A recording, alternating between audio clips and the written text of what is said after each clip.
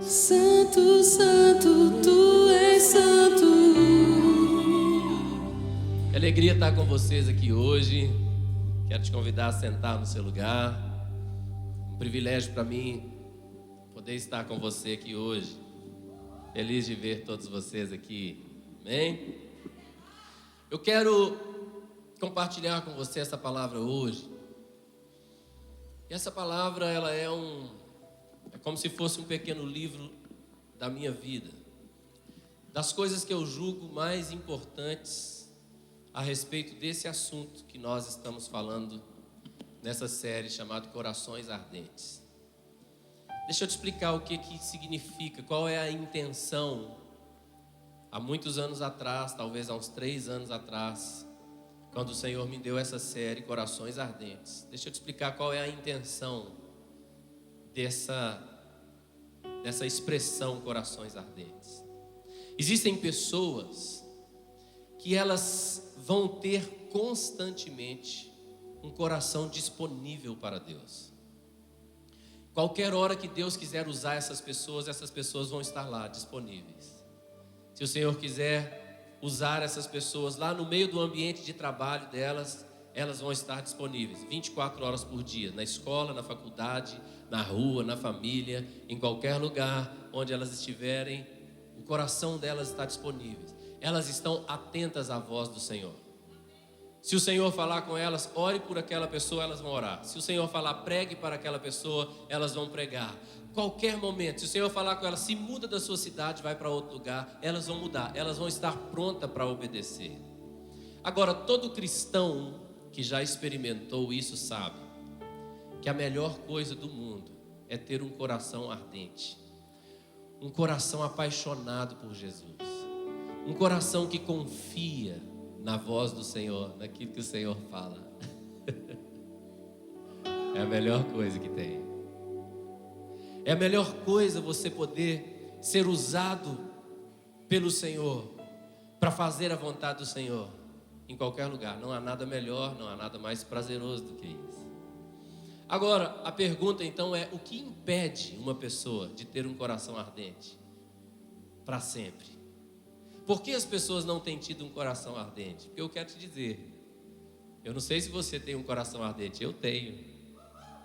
Eu estou pronto para Deus me usar a qualquer hora que Ele quiser, em qualquer lugar que eu estiver, na minha casa. Irmãos, eu sonho com meus vizinhos. Deus me conta as coisas. Aí eu nem tenho trabalho de pregar, eu posso só chamar eles e falar: vem cá, sonhei com você. Eu acho que foi Deus que me contou. E conta o sonho, o vizinho converte. Bom, né? O que você faz? Por que as pessoas não têm tido um coração ardente?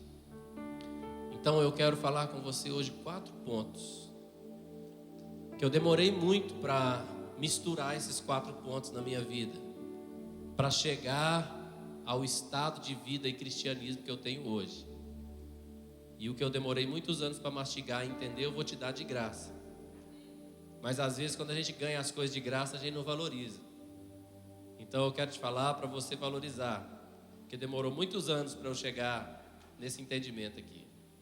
O que impede as pessoas de terem um coração ardente? Primeira pergunta é: você gostaria de ter um coração ardente? Um coração apaixonado por Jesus? Você gostaria de ser uma pessoa pronta para Deus te usar na hora que Ele quiser, qualquer hora, Deus falar com você, você ouvir a voz de Deus, você poder orar pelos enfermos e ver os enfermos sendo curados? Você gostaria disso? Bom, então é para você. O primeiro ponto é a justificação. Fala comigo: justificação. Justificação é o fato de que Deus tornou você justo através do sacrifício de Jesus e da ressurreição de Jesus. Você tem que saber disso. Jesus já pagou o preço por todos os pecados. E você precisa querer de pagar uma conta que já foi paga. Está me ouvindo? É cheio de cristãos querendo pagar a conta do pecado. Não posso ser usado por Deus agora porque eu pequei. Então agora eu tenho que ficar muito triste, muitas semanas triste, vivendo como um derrotado. Você está querendo pagar uma conta que já foi paga. Você tem que parar de querer pagar essa conta. Uma conta que Jesus já pagou. Talvez você ache que isso é bonito. Não, eu tenho que ficar aqui e me humilhando e muito triste. E eu sou de gay, Deus não pode me usar porque eu pequei. Você está achando que isso é bonito. Talvez você está achando que isso é humildade. Deixa eu te falar o que é isso. Isso é desprezar a cruz de Cristo.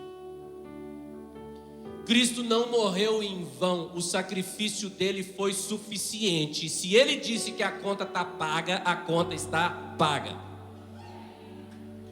Romanos 4:25 diz assim: o qual foi entregue por causa das nossas transgressões e ressuscitou por causa da nossa justificação. A palavra justificação no grego aí significa o ato de Deus que declara as pessoas livres de culpa e aceitáveis para Ele.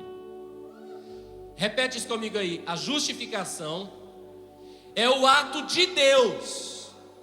Não é um ato seu que te torna justo. Não é porque você está andando tão certinho que você é justo aos olhos de Deus. A justificação é um ato de Deus que declara as pessoas livres de culpa e aceitáveis para Ele. Você tem que receber isso. Então olha bem, Romanos 5:1 diz assim: justificados pois mediante a fé, temos paz com Deus por meio de nosso Senhor Jesus Cristo.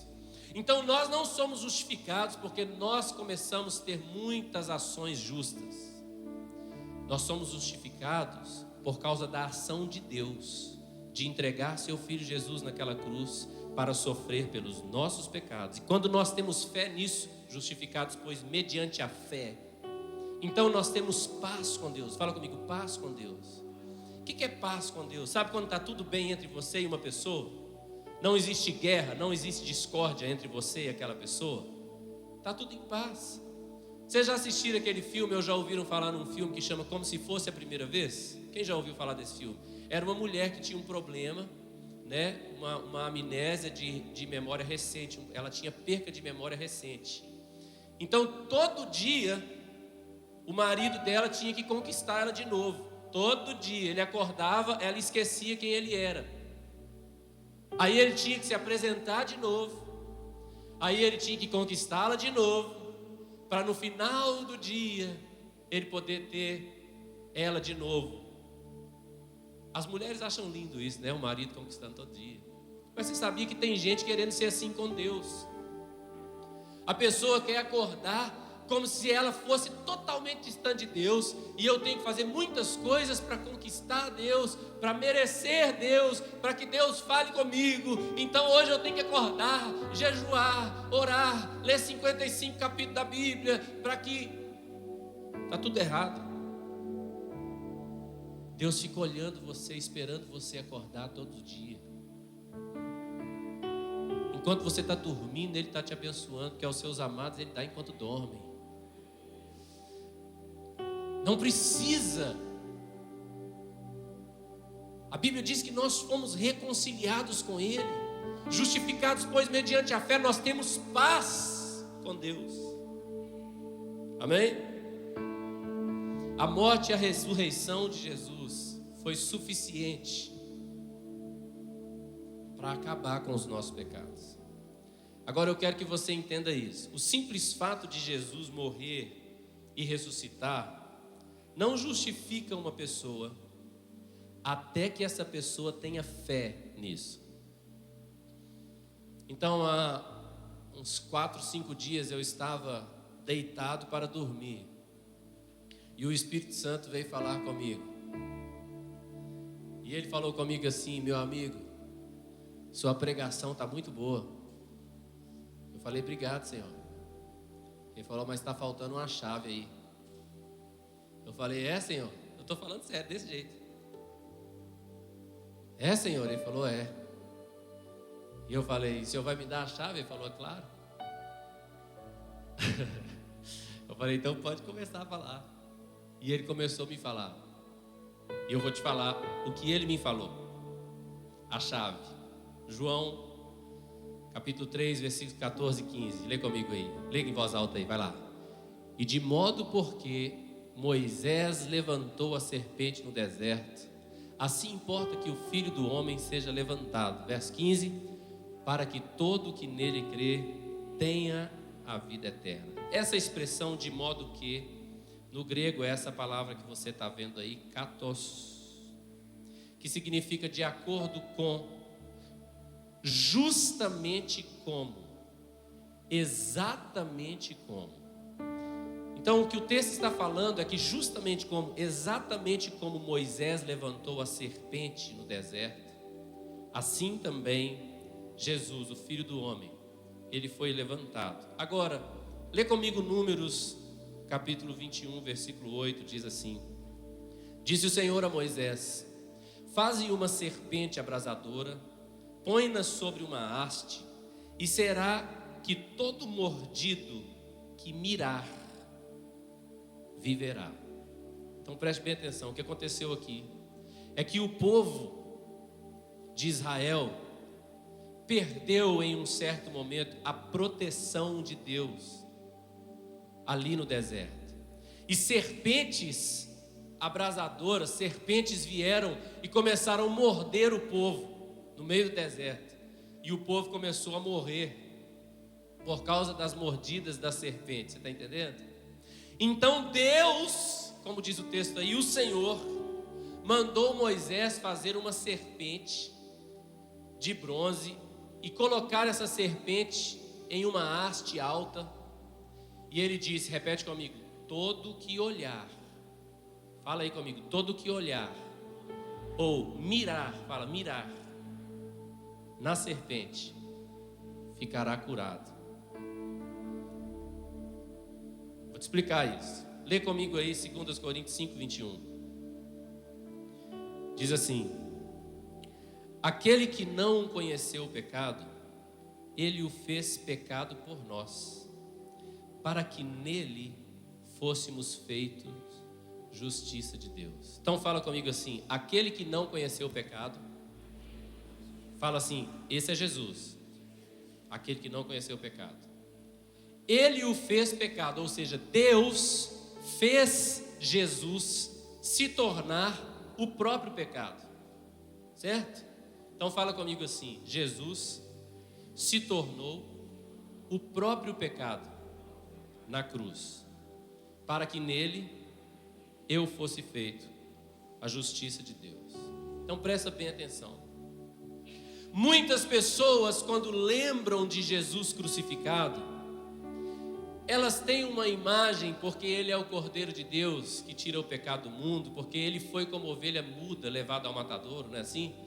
Então as pessoas olham para Jesus crucificado com uma imagem muito piedosa, mais ou menos assim, tadinho dele, algo do tipo. Mas eu quero te falar, não é nada disso. Primeiro, ele não é tadinho, porque ele não foi para lá obrigado, ele se entregou para estar lá. Mas na verdade, o que você precisa enxergar, e o que grande parte dos cristãos não enxergam, é isso aqui, ó. Pense em todo nojo do pecado. Pense em toda sujeira do pecado. Pense em toda coisa ruim que o pecado é. Pense em toda desgraça que o pecado é. Toda maldade, toda coisa nojenta, toda coisa repulsiva que o pecado é. Tudo isso estava em Jesus quando ele foi crucificado. Todos os pecados da humanidade estavam ali, e não apenas isso, a natureza do pecado estava ali, e é por isso que Jesus, ele disse que ele não estava sendo levantado como um cordeiro, mas ele estava dizendo que como Moisés levantou a serpente no deserto, ele também seria levantado. Isso é tão forte que Mateus capítulo 27, verso 46, eu quero que você leia comigo aí. Olha lá. Por volta da hora 9, clamou Jesus em alta voz, dizendo: Eli, Eli, lama sabachthani. que quer dizer, Deus meu, por que me desamparaste? O que isso aqui está dizendo, amado, é mais ou menos assim. Naquele momento, todos nós sabemos que Deus não tem comunhão com o pecado, amém? Todos nós sabemos que Deus não contempla o pecado, amém? Correto? Então, o que estava acontecendo, imagine esse pedestal de microfone aqui, ó. Imagine que isso aqui era Jesus na cruz, certo? Mas ele estava ali como uma serpente levantada, ou seja, todo o pecado, toda a maldade estava sobre ele, toda a natureza do pecado estava ali. Quem estava naquela cruz, naquele exato momento, não era o Deus Santo, Santo, Santo. Quem estava na cruz, naquele momento, era o pecado da humanidade. E isso foi tão forte, que ao invés de Deus ficar ali olhando Jesus, era tão nojenta, guarde essa palavra, nojenta. Era tão nojenta aquela coisa que estava sobre Jesus, que Deus saiu daquela cena. Eu gosto de usar essa expressão, é como se Deus tivesse dado as costas para Jesus. Para quê? Para ficar de frente para você, para ver você livre de todos os pecados, porque os seus pecados agora estavam lá. Então esse é o motivo que Jesus clama: Deus meu, por que me desamparaste? Por quê? Porque ele não podia contemplar aquela imundícia, aquela sujeira, aquela nojeira que estava sobre Cristo. Mas ele podia contemplar você justificado, limpo dos seus pecados. Tá, pastor, e o que foi então a coisa que o Espírito Santo falou com você lá, que estava faltando uma chave? A coisa é essa aqui. O que ele falou foi o seguinte: filho, é o seguinte, lembra que o povo de Israel estava sendo mordido pela serpente? Falei, lembro.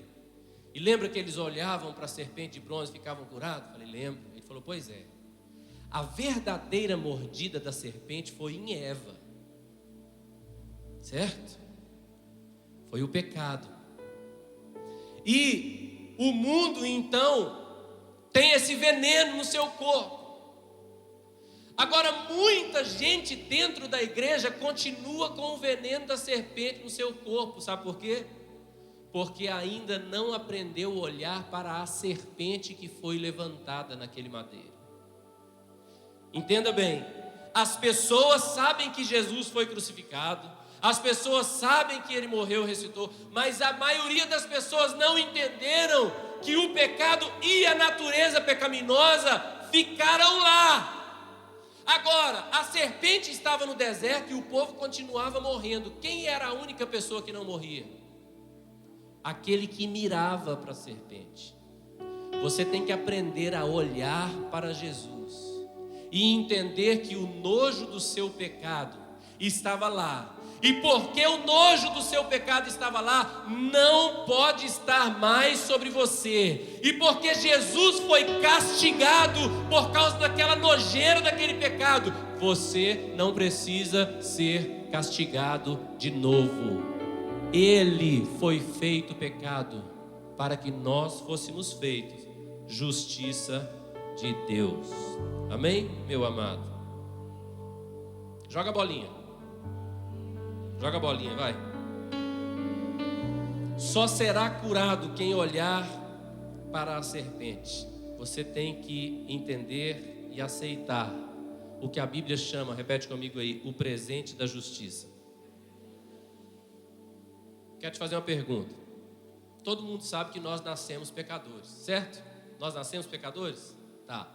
Quantos pecados você cometeu no útero para nascer um pecador?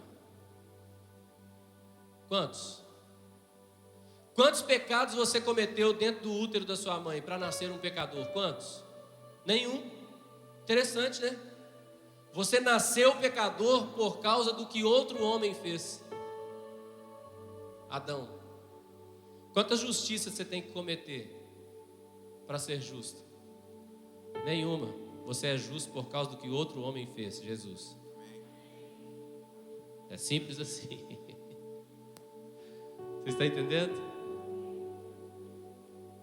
Deus não pode mais ver todo o pecado sobre você, porque Ele já viu sobre Jesus. Amém? Então a primeira coisa que você precisa ter para manter um coração ardente é a consciência da justificação.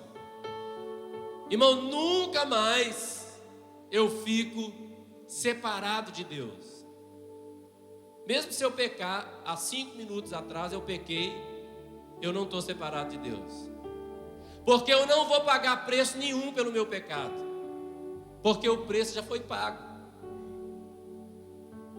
Você está entendendo o que eu estou dizendo? Pastor, o senhor está falando então que eu posso sair por aí pecando? Estou não. Os que foram justificados morreram para o pecado. Nós não temos como viver para o pecado mais. Quanto mais consciência da justiça de Deus você tem, menos você vai querer estar perto do pecado. Deixa eu te explicar uma coisa. Uma pessoa que é mentirosa e vive mentindo e todo mundo sabe que ele é mentiroso, não se importa de contar mais uma mentira. Você entende o que eu estou dizendo? Mas se você é uma pessoa que tem uma boa fama de sempre falar a verdade, você não vai querer falar mentira, porque você sabe que se você mentir, sabe, você pode acabar com aquela boa fama que você tinha. Você está entendendo o que eu estou dizendo? Quando você é justificado, você quer manter isso. Não há nada que quebranta o meu coração mais do que chegar na presença de Deus, saber que Ele me amou de graça, me chamou de graça, me perdoou de graça, me ama de graça. Eu não tenho mérito nenhum nisso. Então, essa consciência da justificação, poder olhar Jesus assim, sempre mantém meu coração aquecido, porque eu sei que nada pode me separar do Senhor. Que se eu pecar, meu amigo, se andarmos na luz como Ele na luz está, temos comunhão uns com os outros, e o sangue de Jesus, seu Filho, nos purifica de todo pecado. O sangue dele nos purifica. Não é que nos purificou, nos purifica. Não é que nos purificou um dia, Ele nos purifica. Ele continua nos purificando sempre. Esse é o ponto 1. Tem mais 3. Segunda coisa, que é o ponto 2, para manter seu coração aquecido, é a nova aliança. Esse aqui é um assunto importante, porque deixa eu te explicar uma coisa. Existe uma coisa que os teólogos chamam da revelação progressiva de Deus. Ou seja, Deus é tão grande, Deus é tão maravilhoso, Deus habita em luz inacessível, Deus é tão maravilhoso que seria impossível eu chegar para você e contar para você meia hora de história para contar quem é Deus. Então Deus foi se revelando ao homem progressivamente por milhares de anos. Isso está escrito na sua palavra. Então as pessoas, os teólogos, concordam que o ponto final da revelação progressiva de Deus é Cristo. Lembra de que Cristo falou assim, ó, vocês estão pedindo para ver o Pai? Todo dia eu estou aqui com vocês. Quem vê a mim, vê ao Pai. Então, a Bíblia está escrita para nos revelar o Pai, e o fim dessa revelação é Cristo. Então, o Pai é aquilo que você pode ver em Jesus. Seu amor, sua misericórdia, seu sacrifício, o quanto Ele nos ama. Mas muitas pessoas, eles pegam a Bíblia e pegam textos do Antigo Testamento, por exemplo, da lei, e essas pessoas querem guardar a lei. Fala comigo, guardar a lei. Eu quero falar com você uma coisa: nós não estamos debaixo da lei de Moisés. Para começar, a lei nem foi dada a nós, a lei foi dada aos judeus, e tem gente querendo guardar uma coisa que nem foi dada a eles. Está entendendo o que eu estou falando? Nem foi dada a nós a lei. Nós nem somos judeus. Não temos que guardar a lei. Não temos. Se você tiver dúvida sobre isso, pega a sua Bíblia em Gálatas capítulo 2, a partir do versículo 14, e leia até Gálatas capítulo 5. Você vai ver Paulo está falando só sobre isso. O que ele está dizendo ali é: não guarde a lei, não se justifique na lei. Se você quiser se justificar na lei, você vai se perder. Agora, a lei tem um propósito muito poderoso que eu quero falar dele com você aqui hoje. Eu quero ler com você 1 Coríntios 15, 56. Olha o que diz aqui: o aguilhão da morte é o pecado, e a força do pecado é a lei. Fala isso aí comigo: a força do pecado é a lei. Você que é meio tendencioso de guardar a lei, você vai ficar escandalizado comigo hoje. A força do pecado é a lei. Você quer aumentar sua capacidade de pecar? Tenta guardar a lei. Tenta justificar com obras da lei. E você vai estar aumentando, amplificando a sua capacidade de pecar. Porque até hoje, nesses milhares de anos, eu conheci um que foi capaz de cumprir a lei. O nome dele é Jesus Cristo. Já já nós vamos falar disso. Mas fala comigo: a força do pecado é a lei. Vamos ler 2 Coríntios capítulo 3, versículo 9. Não se escandalize comigo, se escandalize com Paulo. Vamos ler em voz alta? Porque se o ministério da condenação foi glória, em muito maior proporção será glorioso o ministério da justiça. Olha como é que o apóstolo Paulo chamou a lei: o ministério da condenação. Agora você tem que definir em qual ministério você está, Lindsay. Ou você está no ministério da condenação, ou você está no ministério da justiça. Onde você está?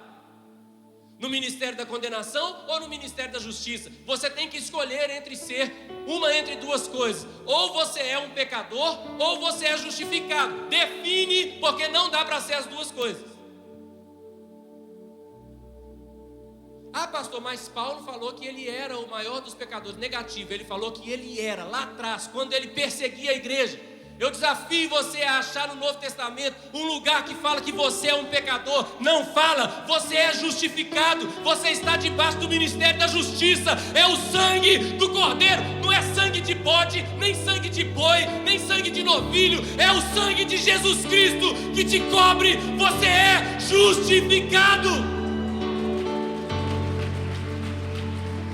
Enquanto você se enxergar como um pecador, nunca você vai poder ter um coração ardente e apaixonado, porque você sabe que Deus não pode se relacionar com o pecado. Mas nós não estamos debaixo do ministério da condenação. Nós estamos debaixo do ministério da justiça. Não se escandalize comigo, se escandalize com Paulo. 2 Coríntios 3,7. Lê comigo aí, olha. E se o ministério da morte, olha como ele chama. E se o ministério da morte, gravado com letras em pedras. O que foi gravado com letras em pedras? Se o ministério da morte, olha como ele chama, gravado com letras em pedras, se revestiu de glória, a ponto de os filhos de Israel não poderem fitar a face de Moisés por causa da glória do seu rosto, ainda que desvanecente. Ele chama o ministério da morte. Não sou eu, não diga que o pastor Gilson disse isso. Eu só estou lendo a Bíblia. Se você tenta se justificar, amigo, se você tenta ser justo através das obras da lei, você está desprezando a cruz de Cristo. Porque o que nos faz justos é o fato de que Cristo cumpriu a lei, se sacrificou por nós e liberou o seu Espírito para habitar em nós. É por isso que Romanos 8, apóstolo Paulo dá, sabe aquele, eu acho que é um suspiro aquele texto. Ele fala: agora, pois, nenhuma condenação há para os que estão em Cristo Jesus. Vai ler a sequência daquele texto. Você vai ver que em resumo o que ele está falando é que Jesus, que cumpriu todas as coisas, liberou o Espírito dele que agora habita em mim. de forma que em Cristo eu sou justo. Está me entendendo? Agora eu quero ler com você Romanos capítulo 7. Nós vamos ler dos versículos 1 ao versículo 6. Olha o que diz: porventura ignorais, irmãos, pois falo aos que conhecem a lei, que a lei tem domínio sobre o homem toda a sua vida. Ora, a mulher casada está ligada à lei, pela lei ao marido, enquanto ele vive. Mas se o mesmo morrer, desobrigada ficará da lei conjugal, de sorte que será considerada adúltera se, vivendo ainda o marido, unir-se com outro homem. Porém, se morrer o marido, estará livre da lei e não será adúltera se contrair novas núpcias. Veja bem, o texto não está falando de casamento, tá? O texto está dando o seguinte exemplo: se a mulher é casada e o marido dela está aqui vivo, ela não pode ter outro homem, tá certo? Agora, se o marido morrer, então ela pode casar com outra pessoa. Por quê? Porque a lei vigora sobre um morto, tá certo? Nós temos aqui, entre os irmãos, eu estou vendo aqui alguns advogados e também alguns policiais. Tá, você chega em uma cena onde uma pessoa praticou um assalto, certo? E você está lá, pegou aquela pessoa praticando um assalto, lá, pega em flagrante. O policial pode pegar aquele camarada e prender aquele camarada ali, levar aquele camarada para a delegacia, porque ele foi preso em flagrante, correto? Muito bem. O advogado pode chegar lá e condenar aquele cara porque ele foi pego em flagrante, daí ele vai pagar, vai ser preso e tal. Agora, se aquele mesmo cara fizer aquele mesmo assalto e na hora que o policial chegar, ele pega o revólver e dá um tiro na cabeça, o policial vai fazer o que com ele? O policial vai levar o morto para a cadeia? O advogado vai processar o morto? Vai ou não? Não, porque a lei não vigora sobre um morto.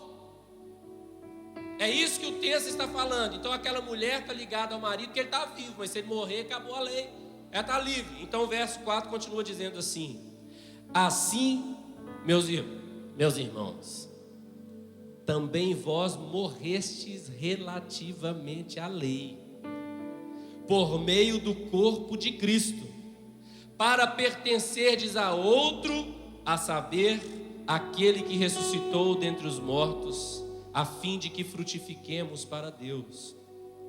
Porque quando vivíamos segundo a carne, as paixões pecaminosas postas em realce pela lei operavam em nossos membros a fim de frutificarem para a morte. Agora, porém, libertados da lei, estamos mortos para aquilo a que estávamos sujeitos, de modo que servimos em novidade de espírito e não na caducidade da letra. O que está dizendo é o seguinte: a lei dominava sobre você enquanto você estava vivo, mas quando você entregou sua vida a Cristo, meu amigo, você morreu e nasceu de novo para Ele, vivendo agora pelo Espírito e não pelas práticas das coisas dessa carne, não com o pecado atuando em sua vida e posto em realce pela lei negativa. Agora você vive pelo Espírito. Se você nunca assistiu uma mensagem que eu preguei aqui chamada Os Dois Mundos, está lá no YouTube, coloca lá, Pastor Gilson, Os Dois Mundos, e você vai entender que existe um mundo espiritual que habita dentro de você, que agora nós somos guiados pelo Espírito. Não é ninguém falando faça isso ou não faça aquilo, é o Espírito que te guia. O Espírito de Cristo foi enviado aos nossos corações, você sabia? O Espírito Santo habita em nós. Nós vivemos uma vida guiada pelo Espírito agora. Nós não nos justificamos nas obras da lei. Agora, a lei tem um propósito, e o problema é que muitos cristãos não entenderam o propósito da lei, que eu vou contar para você agora. Romanos 5:20, olha o que diz: sobreveio a lei para que, fala comigo, para que, fala de novo, para que, só mais uma vez, para que, olha aí, sobreveio a lei para que avultasse a ofensa. Mas onde abundou o pecado, superabundou a graça. A fim de que, como o pecado reinou pela morte, assim também reinasse a graça pela justiça para a vida eterna, mediante Jesus Cristo nosso Senhor. Quando eu li esse versículo, deixa aí o versículo 20 aí para mim, por favor. A lei veio para que avultasse a ofensa. O que significa? A lei veio para tornar o pecado ainda maior e mais fácil. A lei veio para revelar que nem eu, nem você, por maior esforço que a gente faça depois de receber a natureza pecaminosa, nós jamais seríamos capazes de alcançar o nível da justiça de Deus. A lei veio para fazer eu e você, o homem, desistir de tentar, na sua própria força, alcançar a justiça de Deus. É impossível. Então fala comigo, a lei veio para que, esse é o propósito dela, ela veio para que avultasse a ofensa. Agora, Romanos 3, versículos 19 a 26. Vamos ler Bíblia hoje. Fala aleluia. Quando a Bíblia fala mais, eu falo menos. Romanos 3, 19 em diante diz assim: ora, sabemos que tudo que a lei diz, aos que vivem na lei o diz, para que se cale toda a boca e todo o mundo seja culpável perante Deus, visto que ninguém será justificado diante dele por obras da lei, em razão de que pela lei vem o pleno conhecimento do pecado. Mas agora, sem lei, fala comigo, sem lei. Mas agora sem lei se manifestou a justiça de Deus, testemunhada pela lei e pelos profetas. Justiça de Deus mediante a fé em Jesus Cristo, para todos e sobre todos os que creem, porque não há distinção, pois todos pecaram e carecem da glória de Deus, sendo justificados gratuitamente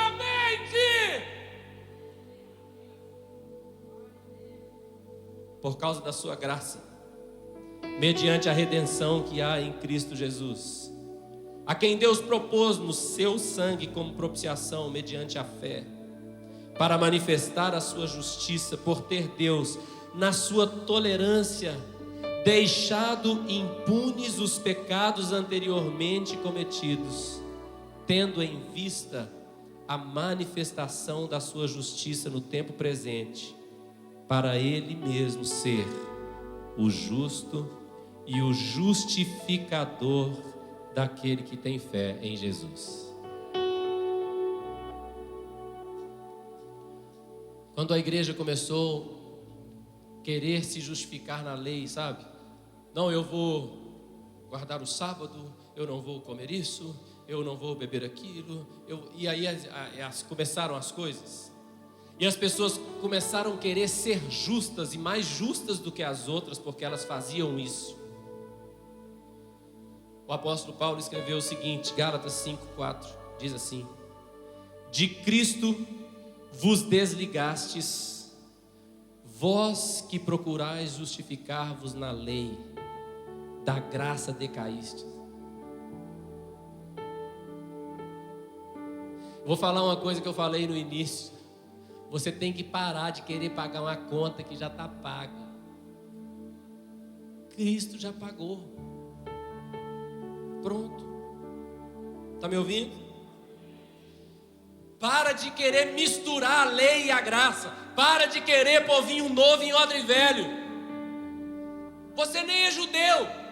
E mesmo se fosse depois de Cristo, você morreu.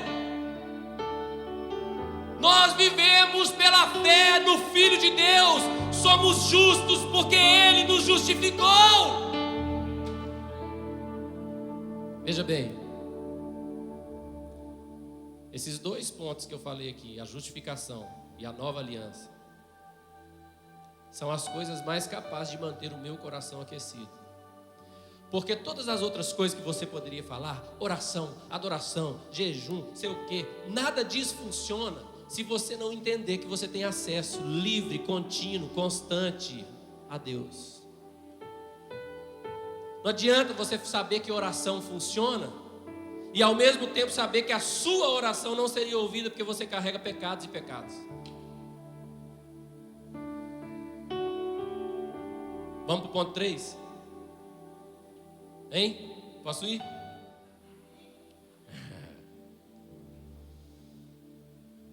A terceira coisa capaz de manter o seu coração aquecido, seu coração ardente, porque não tem nada melhor nesse mundo do que manter seu coração ardente na presença de Deus. Qualquer hora você pode ser tocado por Deus, qualquer hora Deus pode falar com você, qualquer hora Deus pode te revelar, qualquer hora você pode impor as mãos e orar pelas pessoas, qualquer hora Deus pode te dar uma palavra profética para alguém, qualquer hora é a melhor coisa. O ponto número 3 é: conheça o plano de Deus para você e siga-o. Certo? Veja bem, uma das primeiras coisas que Deus revela às pessoas que Ele salva, que Ele chama, é o destino. Você tem que entender que salvação tem tudo a ver com destino. Para começar, muda o lugar para onde você está indo, não é verdade? Mas uma das primeiras coisas que Deus revela a todo aquele que Ele chama é o destino, o propósito da sua vida. Você vai se lembrar de Mateus 4,19, quando lá estava Pedro, né? André, e aí Jesus chega para eles e fala com eles assim: vinde após mim e eu vos farei pescadores de homens. Veja bem, na hora que o Senhor chamou, Ele já contou o que ia acontecer. Ele não enganou eles.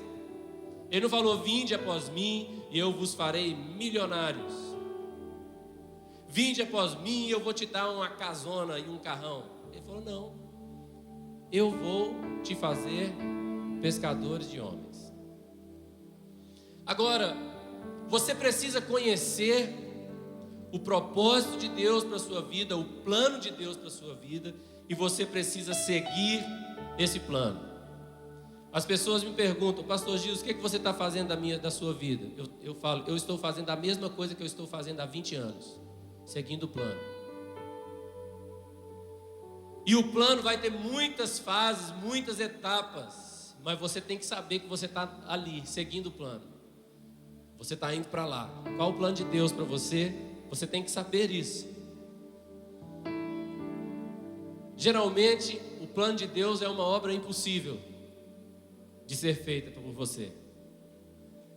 Quando Deus começou a me revelar todas as coisas que Ele queria fazer através de mim, eu falei assim: isso não é possível.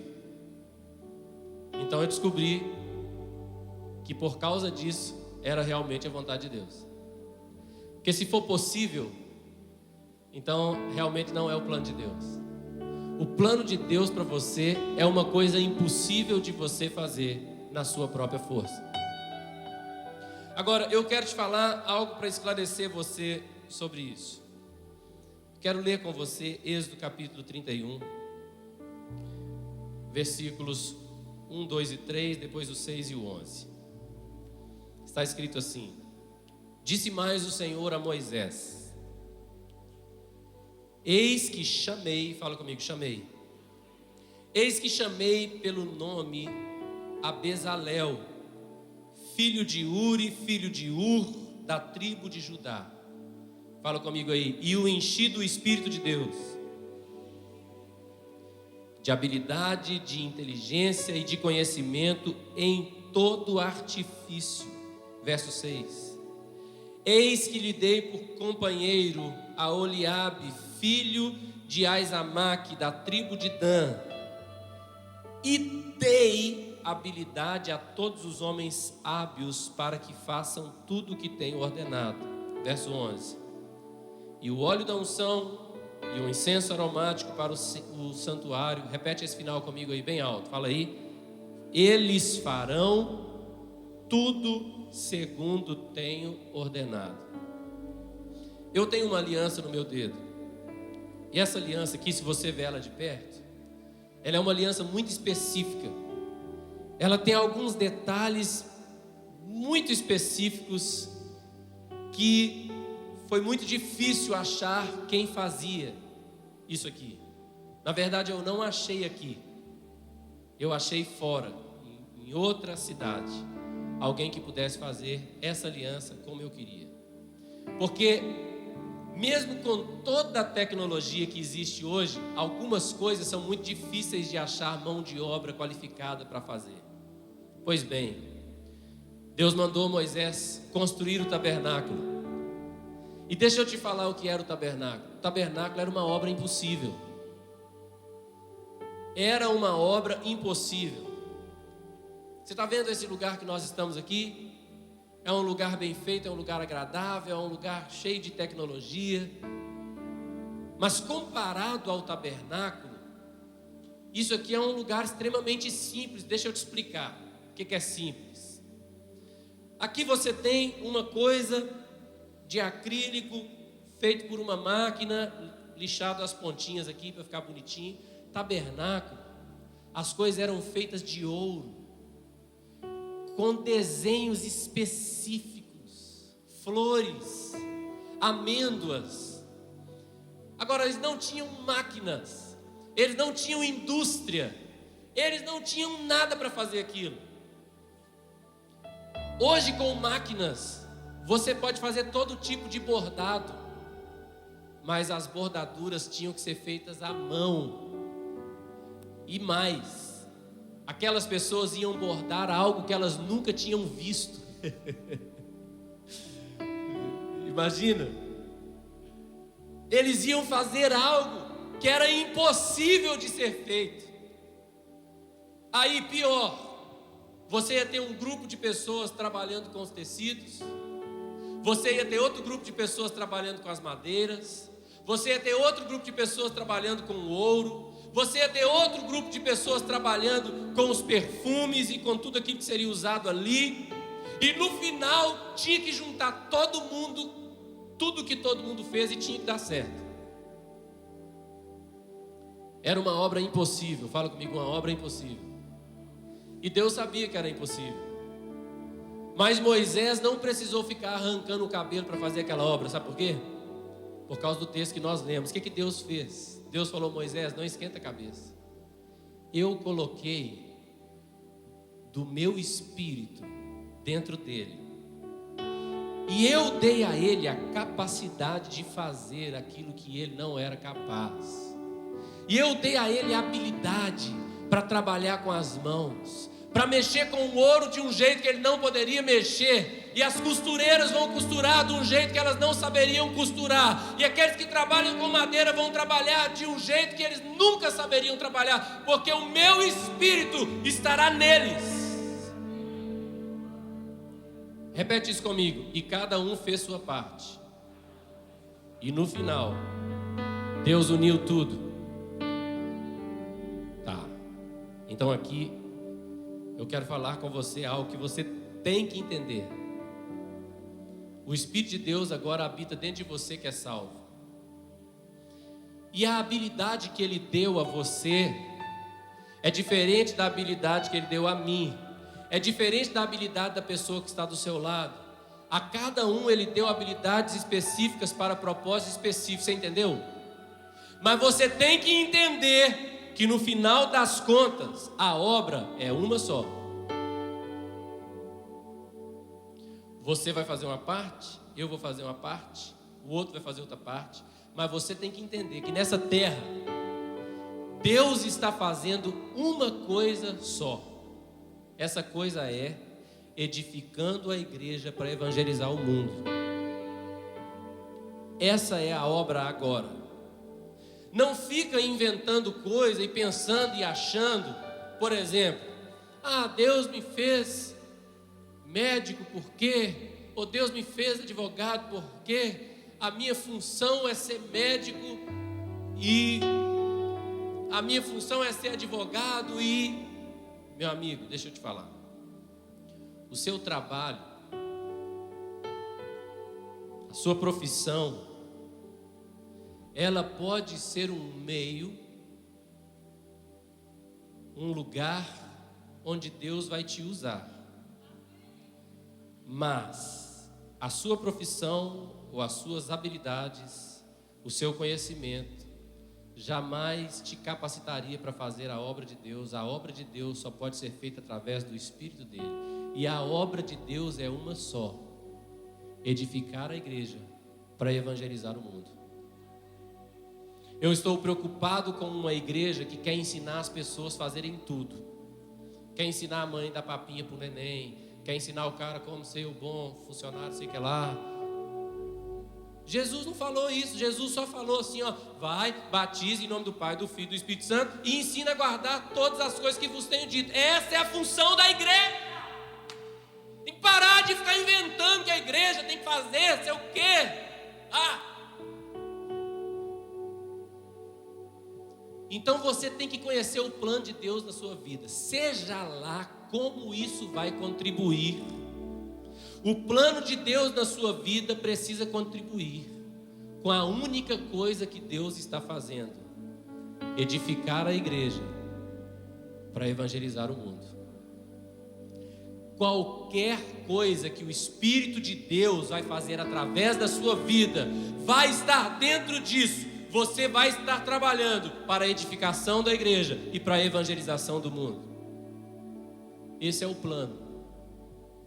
Qualquer plano menor que Deus tenha, especificamente com você, assim como no tabernáculo, esse plano precisa estar ligado ao plano maior, que é aquilo que Deus está construindo. Então conheça o plano de Deus e siga-o. Você está me entendendo ou não? A capacitação do Espírito vai ser diferente em cada um, porque cada um vai lidar com pessoas diferentes. Você está entendendo? Tem gente que não me suporta, mas ama você. Tem gente que não te suporta, mas me ama. Fazer o quê? A capacitação do Espírito é do Espírito.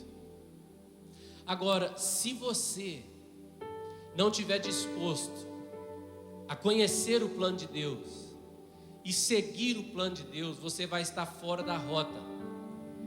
E aí não faz nenhum sentido você ter um coração ardente. Para que Deus vai te revelar uma coisa se você não vai usar aquilo? Para que Deus vai te contar os segredos dele se você não vai contar para ninguém? Para que Deus vai te encher do conhecimento da palavra se você nunca vai ensinar ninguém? Então você nunca poderá ter um coração realmente aquecido, um coração realmente apaixonado para Jesus, até que você esteja disposto a estar engajado naquilo que Deus está fazendo. E o que Deus está fazendo? Edificando a igreja, evangelizando o mundo. Se você não estiver engajado nisso, seu coração jamais será um coração aquecido.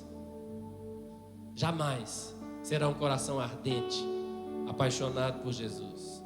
Amém? Então, ponto número 3: conheça o plano de Deus e siga-o. Siga o plano.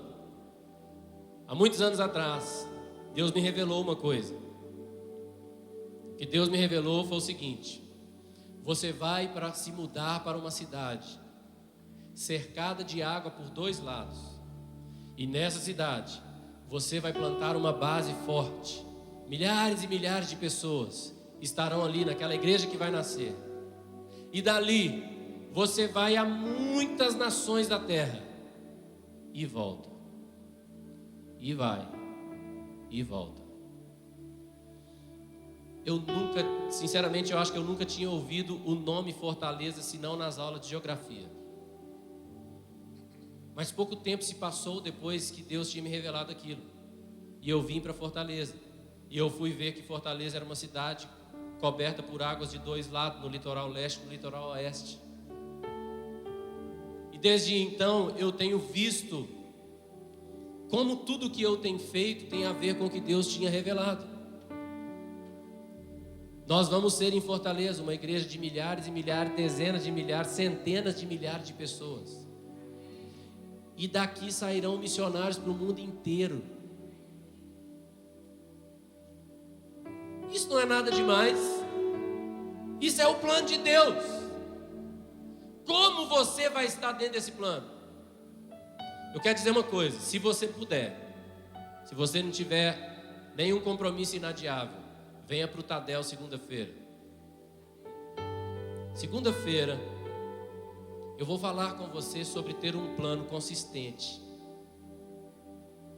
Porque muitas pessoas têm um plano muito vazio. Por exemplo, eu quero ser um líder de célula. Isso é um plano muito vazio. Porque a sua célula pode ser uma reunião que fica passando gente, sabe? Passando gente. Você tem uma célula de 10 pessoas, mas aquela célula tem 10 pessoas há 10 anos. E as 10 pessoas que estão lá hoje não são as 10 que estavam há 10 anos atrás. Está passando gente lá. Mas às vezes a pessoa está liderando uma célula, mas não está cumprindo o propósito de Deus para a vida dela e nem o propósito de Deus para a célula. Porque os discípulos que Deus me deu, eu preciso entregá-los a Cristo naquele dia. Está aqui, Senhor. Trabalhei com eles, foi duro. 70, 80, 90 anos que eu estou trabalhando com essa pessoa aqui, mas está aí, Senhor. Então, segunda-feira, se você puder, venha ao Tadel, que eu vou estar falando sobre isso, sobre ter um plano consistente, que você vai começar e vai terminar. Se você não conhecer o plano de Deus e não seguir o plano de Deus, você jamais terá um coração aquecido. Quarto e último ponto: não apagueis o Espírito. Esse é um conselho do apóstolo Paulo, que está lá em 1 Tessalonicenses, capítulo 5, versículo 19. Lê comigo em voz alta esse versículo aí, vai. De novo.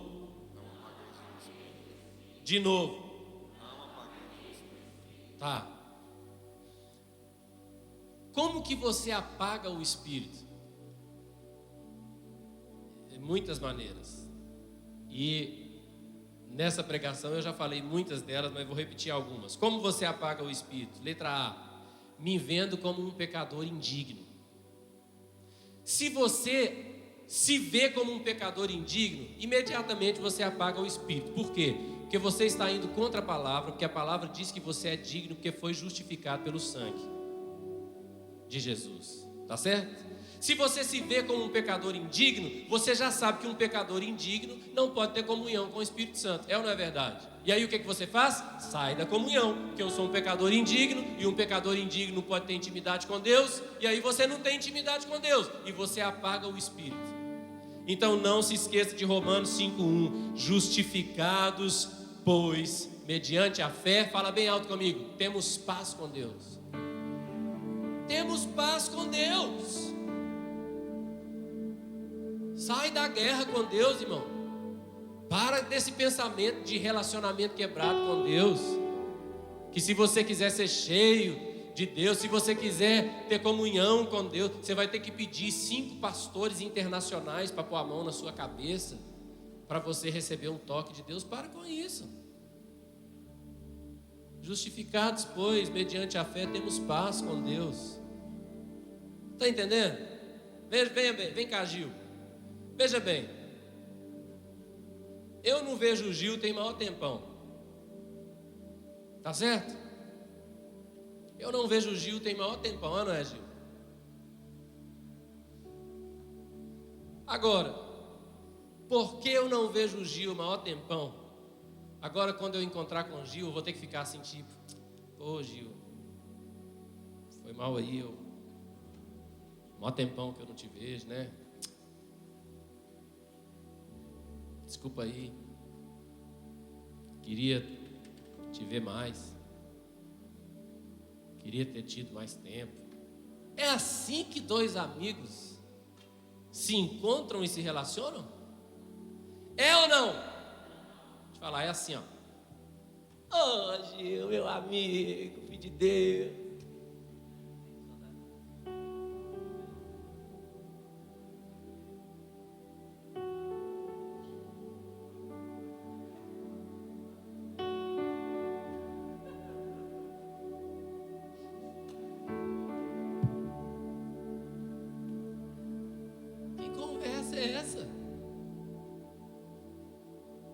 Aí tem gente que quer acordar de manhã ou de noite, vai orar, quer chegar lá e falar: Poxa, Pai,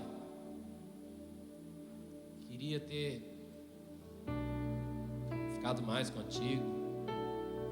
Perdoe aí. Eu sou assim mesmo, eu sou meio pecador. Para com isso, corre logo pro abraço. Temos paz com Deus. Fala comigo, temos paz com Deus. Fala, temos paz com Deus. Não há guerra, não há divisão, não há nada te separando. Justificados, pois, mediante a fé. Temos paz com Deus por meio de nosso Senhor Jesus Cristo. Como que você apaga o Espírito? Perdendo essa consciência. Pode ir, Gil, obrigado. Não apagueis o Espírito. Como que você apaga o Espírito? Letra B. Querendo se tornar justo através das obras da lei. Eu estou encaixando a mensagem para você. Gálatas, nós já lemos o capítulo 5, versículo 4, e vamos ler o 5:5 também. Olha lá. De Cristo vos desligastes, vós que procurais justificar-vos na lei, da graça decaíste. Olha bem o 5. Porque nós, pelo Espírito, fala comigo, pelo Espírito, aguardamos a esperança da justiça que provém da fé. Fala comigo, é pelo Espírito. É o Espírito te guiando, é o Espírito te conduzindo, é o Espírito te fortalecendo. A nossa vida é uma vida no Espírito. Então você já é justificado. Amém, meu amado? Tá bom. Letra C. Como eu apago o Espírito? Deixando de cumprir o plano de Deus. Letra C. Como eu apago o Espírito? Agora deixa eu te explicar. Tanto a longo prazo quanto a curto prazo. Uma maneira bem simples de apagar o Espírito. Você está lá na padaria comprando pão. Você nunca vai me ver na padaria comprando pão. Primeiro porque eu não como pão. Mas você está lá na padaria comprando pão. E aí o Espírito fala com você assim, ó. Aquela pessoa ali está com a dor nas pernas. Vai lá e fala com ela que eu quero curar ela da dor nas pernas e ora por ela. Certo? Aí o que você faz? Eu tô doido da cabeça. O que é isso? Eu vou lá, vou orar por uma pessoa na padaria que está com dor. Eu estou ficando doido. Foi a pregação do pastor, não fez bem não. Aí o que você faz? Não obedece. E aí o que o Espírito faz? Porque eu vou falar com ele, eu falo, ele não obedece. Aí depois você chega na igreja e fica, fala comigo, Espírito de Deus. E ele está falando, eu falei a semana inteira, falei na padaria, falei no supermercado, falei no ônibus, falei no seu trabalho, falei que tanto de vezes eu falo, você não faz nada, joga a bolinha de volta para mim. Dá uma resposta quando eu falar com você. Como que você apaga o Espírito de Deus?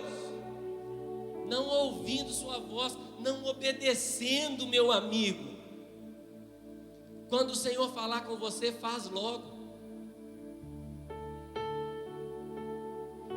Seja humilde.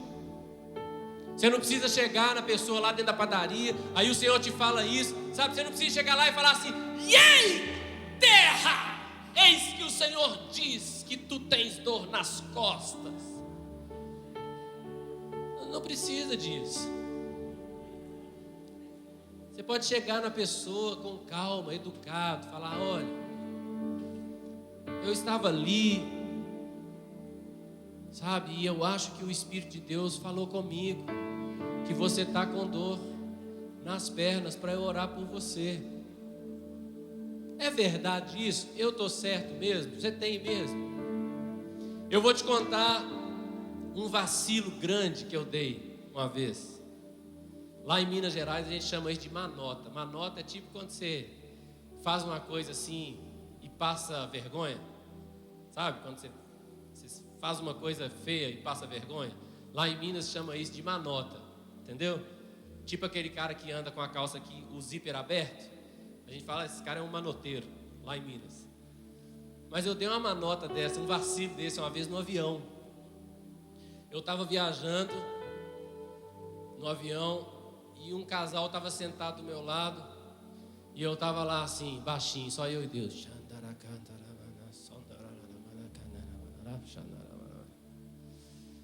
E eu recebi uma palavra. Eu não sei por que o Senhor faz isso, ou se é eu que não sei ouvir direito ainda. Nós estamos aprendendo, amém? Mas a palavra foi o seguinte: esse casal está tendo problema com filhos.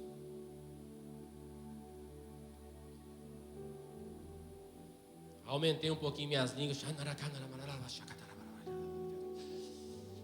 E eu falei, eu vou falar com eles. Só que aí o inteligente aqui, em vez de fazer só o que Deus falou, eu fui querer arrumar a coisa.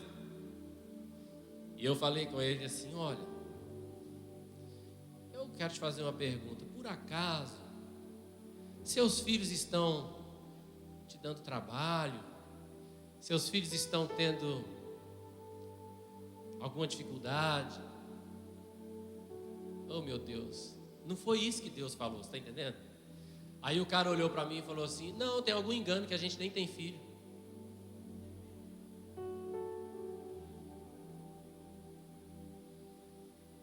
Ainda bem que Deus me deu graça para superar aquilo naquela hora, porque com a conversa eu fui entender o que estava acontecendo. O que estava acontecendo? Eles não podiam ter filhos. Mas se eu tivesse falado só o que Deus falou, então na hora eles iam responder: sim, é verdade, nós não podemos ter filhos, nós temos problemas com filhos.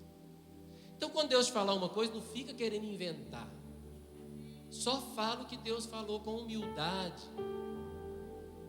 E você vai ver que isso é uma coisa poderosa para manter o seu coração aquecido. João 14, 21. Lê comigo aí o último versículo de hoje. Vamos lá? Aquele que tem os meus mandamentos e os guarda, este é o que me ama. E aquele que me ama será amado por meu Pai. Fala bem alto. E eu também o amarei e me manifestarei a ele. Você quer a manifestação do Senhor? Então você tem que ter os mandamentos dele e obedecer os mandamentos dele. Quais mandamentos? Todos os da palavra e também aquilo que ele te mandar fazer. Porque tem gente que acha que Deus morreu quando João acabou de escrever o Apocalipse. Está entendendo? Não, já acabou de escrever o Apocalipse, agora Deus morreu. Só a Bíblia é o suficiente.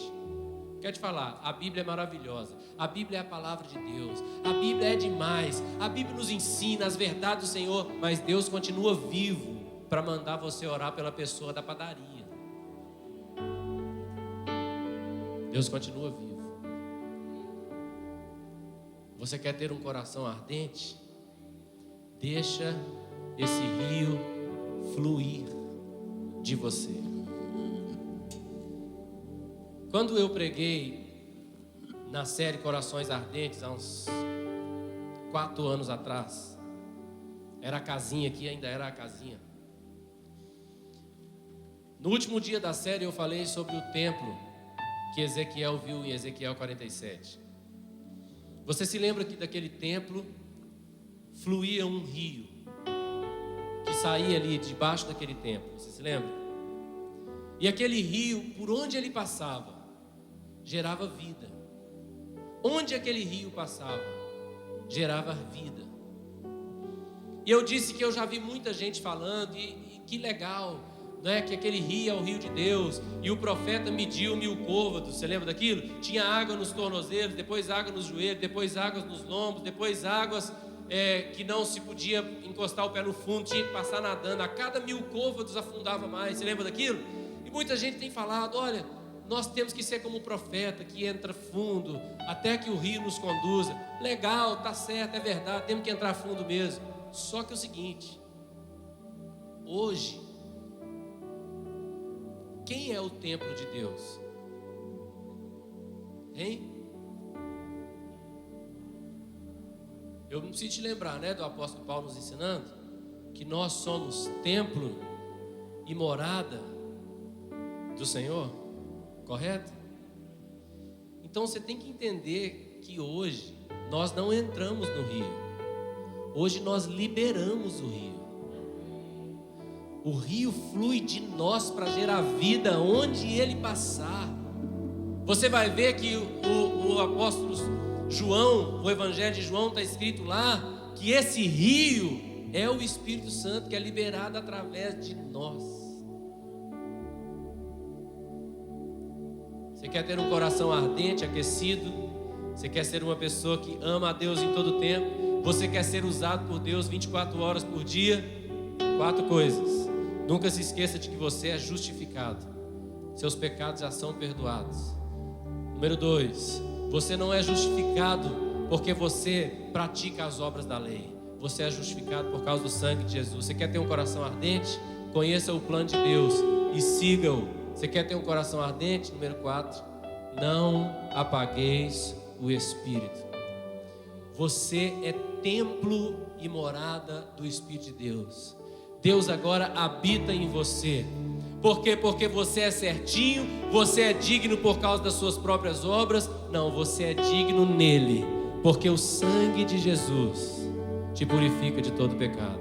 Eu quero convidar você hoje a olhar para Jesus crucificado de um jeito diferente, a olhar para ele como aquele que estava carregando todos os pecados que você já cometeu e ainda vai cometer. Como que se você pudesse mirar na serpente. Entenda bem, Jesus não é a serpente. Jesus é aquele que te cura da mordida da serpente. Amém? Fica de pé no seu lugar onde você está um pouquinho. Eu quero que você faça comigo uma declaração de fé hoje. Levanta uma de suas mãos assim, ó. Você vai repetir comigo isso com muita força aí na sua voz. Repete comigo assim: eu quero declarar, pela fé, que a partir de hoje, nunca mais eu vou me sentir ou me enxergar separado de Deus, porque eu sou justificado por meio da fé em Cristo Jesus. Eu tenho paz com Deus. Eu declaro que nunca mais eu vou ver inimizade entre eu e Deus. Eu declaro que eu recebo de graça a justiça de Deus. Eu declaro que a partir de hoje eu vou me esforçar para conhecer o plano de Deus e para seguir esse plano por toda a minha vida. Eu declaro pela fé que eu vou manter o Espírito aceso na minha vida, em nome de Jesus. Amém. Levanta sua mão e faça a sua própria oração agora, em cima dessa palavra. Em cima dessa palavra. Eu sou o templo. Senhor. Eu sou o templo. Meu corpo é o templo. Eu sou o templo. Eu sou o templo. Eu sou o templo. Meu corpo é o templo. Declara isso, você é templo do Senhor. Eu sou o templo, eu sou o templo, meu corpo é o templo. Mais uma vez, enche a sua boca e diga: eu sou um templo. Eu sou o templo, eu sou. Levante os seus braços aos céus comigo e vamos declarar que se eu não for digno em ti, eu posso ser por causa da tua justiça, Senhor. E se eu não sou digno, e se eu não sou digno, e se eu não sou digno,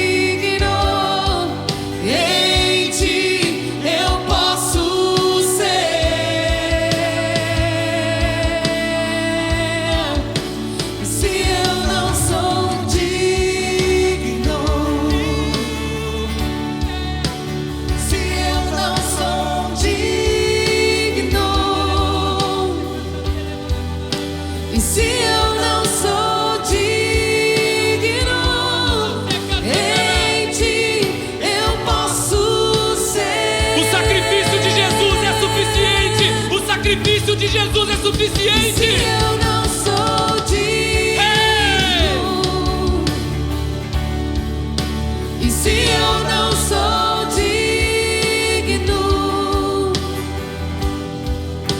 e se eu não sou digno, em ti eu posso ser. Levante a sua voz bem alto, declare essa verdade. E se eu não sou digno, Em ti, Jesus. e se eu não sou digno, e se eu não sou digno, em ti eu posso ser.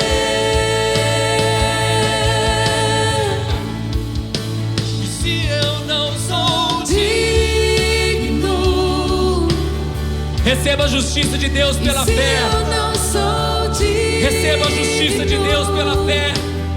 Receba a justiça de Deus se pela eu fé. não sou digno, em ti eu posso ser. Mais uma vez, se você pode, levante as suas mãos e cante isso. Se eu não sou digno, Se eu não sou digno, é a verdade da palavra para você. se eu não sou digno, se eu não sou digno, em ti eu posso ser.